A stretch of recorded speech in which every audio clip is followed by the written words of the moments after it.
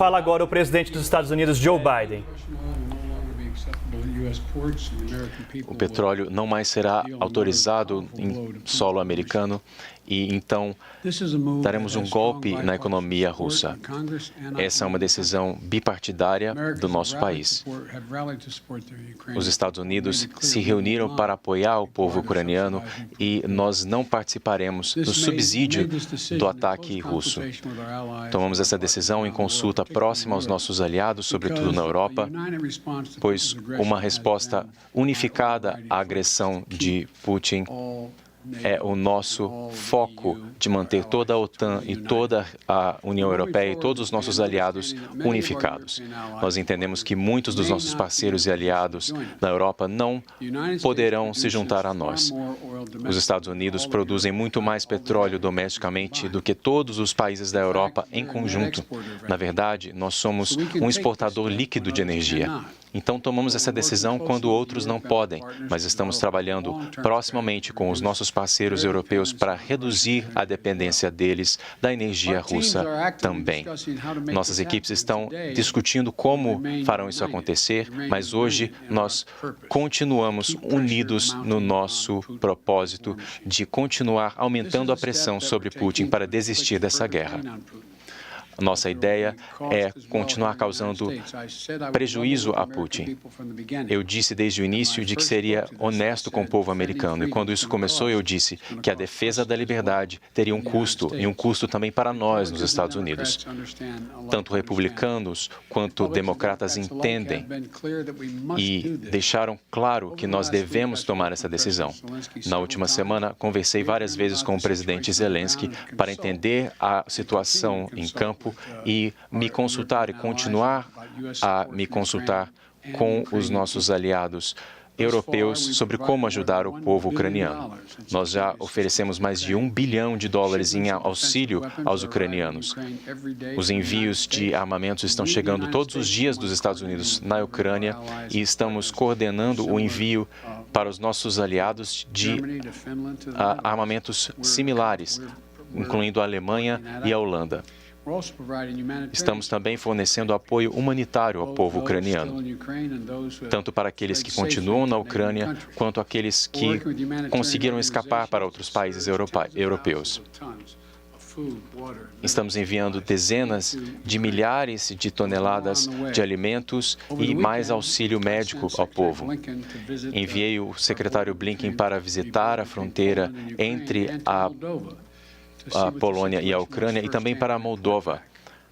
O general Milley, o presidente do nosso Departamento de Defesa, também esteve na Europa, se encontrando com os seus colegas na Europa para garantir que esses países que têm fronteira com a Ucrânia manterão o comprometimento com a OTAN e com o artigo 5. A vice-presidente Harris se encontrará também com os nossos aliados na Polônia esta semana. Deixei claro, os Estados Unidos compartilharão a responsabilidade de cuidar dos refugiados para que o custo não recaia por completo sobre os países europeus.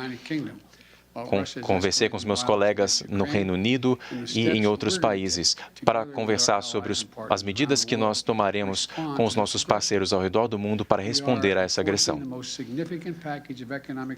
Estamos adotando o maior pacote de sanções na história, causando danos severos à economia russa. A economia está, de fato, ruindo. O rublo caiu mais de 50% desde que o Putin anunciou essa guerra. Um rublo hoje vale menos do que $1 de dólar americano. E nós também evitamos que o Banco Central da Rússia sustentasse o rublo. Nós cortamos os maiores bancos russos dos sistemas financeiros do mundo para que não consigam mais fazer negócios com o restante do mundo. Além disso, nós estamos estrangulando o acesso da Rússia à tecnologia, como, por exemplo, aos semicondutores, para que isso enfraqueça a sua economia e sua força militar durante muitos anos. Muitos países e muitas empresas estão saindo por completo da Rússia. Empresas como Visa, Mastercard e outras estão cortando por completo sua relação com a Rússia. E há uma lista crescente de empresas europeias e americanas, como a Nike, a Apple, que estão suspendendo suas operações no país. As bolsas de valores interromperam a negociação de várias ações de todo o mundo. O Departamento de Justiça americano separou uma força-tarefa para perseguir os oligarcas e em seus delitos.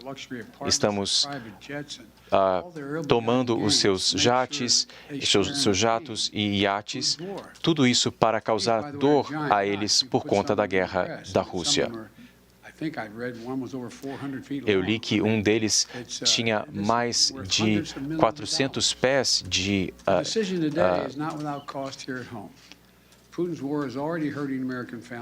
Putin já está prejudicando os americanos também na bomba de gasolina. Desde o início da guerra, o preço da gasolina nos Estados Unidos já subiu 75 centavos e vai subir ainda mais. Mas eu farei o possível para evitar que a guerra de Putin afete os nossos preços. Mais de 16 milhões de barris estão sendo retirados da nossa reserva especial para garantir que nós tenhamos uma reserva, um suprimento mundial de petróleo. Nosso comprometimento é de proteger as famílias e o comércio norte-americano.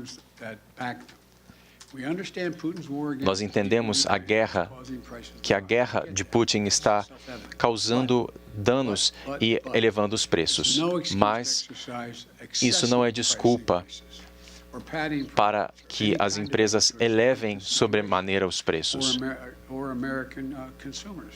e explorem os consumidores americanos. A guerra tem custos para todos nós e esse não é o momento de obter lucros em cima da situação. Isso é algo que nós não toleraremos.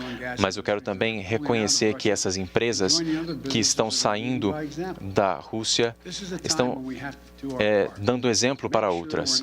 Esse é o momento de estarmos unidos e de não tirarmos vantagem dos consumidores. Não é verdade que as políticas do meu governo estão segurando a produção de energia doméstica. Isso não é verdade. Mesmo durante a pandemia, os Estados Unidos produziram mais petróleo durante o primeiro ano do meu governo do que em vários anos de governos anteriores. Nós estamos prestes a termos um recorde de produção de petróleo. Nos Estados Unidos, 90% da produção de petróleo ocorre em terras que não são de posse do governo e 10% ocorrem em terras do governo, mas há 19 mil alvarás para a produção de petróleo em outras áreas que já estão aprovados pelo governo. Então, que fique bem claro, essas terras não estão sendo utilizadas para a produção, e essa é uma decisão das empresas. Isso são fatos. Em segundo lugar, essa crise nos lembra que, para proteger a nossa economia no longo prazo, precisamos ter independência energética. Assim como os nossos colegas europeus precisam se proteger da falta do óleo, do petróleo russo, nós também precisamos fazer a transição para a energia limpa. Essa é uma posição que nós e os nossos colegas europeus compartilhamos. Acreditamos que juntos conseguiremos mais independência. O investimento na energia limpa não irá diminuir o preço da energia para as famílias. Nós queremos que a nossa economia tenha carros elétricos e créditos de energia que sejam dados àqueles que economizam energia.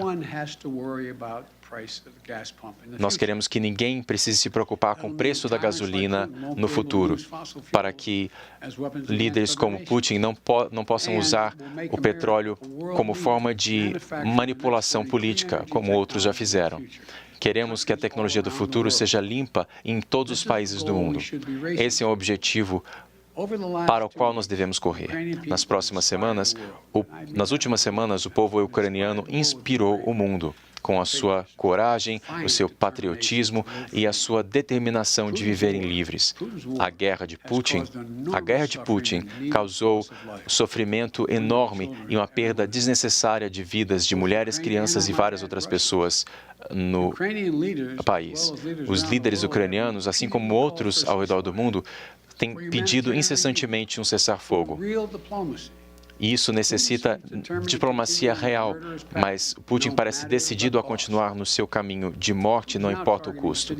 Ele agora tem tido em seu alvo cidades de civis, com prédios de apartamentos, escolas, hospitais. Ele recentemente atacou uma usina nuclear sem se preocupar com as repercussões.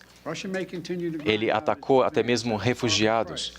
Os ucranianos estão pagando um preço horrível, mas está muito claro: a Ucrânia jamais será uma vitória para Putin. Ele pode tomar uma cidade, mas jamais conseguirá segurar a nação. E se nós não respondermos a essa agressão à liberdade, o preço será ainda maior para o povo americano amanhã. Eu clamo que o Congresso aprove esse pacote de assistência ao povo ucraniano que nós enviamos ao Congresso. O povo ucraniano tem demonstrado coragem física e disseram com isso que não irão desistir tão cedo. Está claro, eles estão defendendo a liberdade, a democracia e a própria vida. E nós continuaremos fornecendo sistemas de defesa, sistemas humanitários, vamos apoiá-los contra a tirania, a opressão, atos violentos de subjugação. Isso talvez surpreenda vocês, mas pessoas em todos os lugares estão levantando a sua voz em favor da liberdade. Ao fim disso tudo, o povo ucraniano terá deixado a Rússia mais fraca. Eu sei que há muitas perguntas, mas eu agora estou indo para o Texas. Eu sei que há muitas perguntas, mas há muito mais que deve ser esclarecido, mas eu vou deixar as coisas como estão por esse momento. Obrigado. Confirmado, portanto, o fim do petróleo russo nos Estados Unidos, como antecipado pela CNN.